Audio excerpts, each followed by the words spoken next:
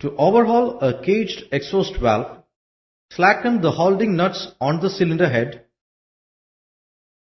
Take out the distance piece and remove the valve.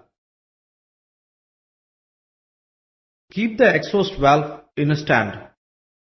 Use the compression tool to compress the springs. Once the spring is compressed, remove the valve quarters. Remove the valve rotator.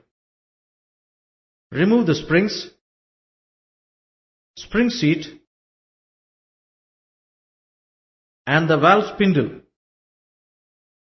Separate the valve seat and the valve jacket.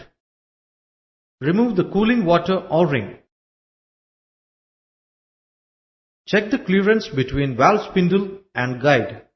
If it is greater than the set limit, renew the valve guides and sealing ring.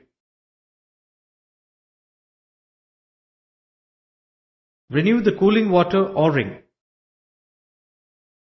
Join the valve seat and the jacket back. Lap the valve spindle and the seat with grinding paste.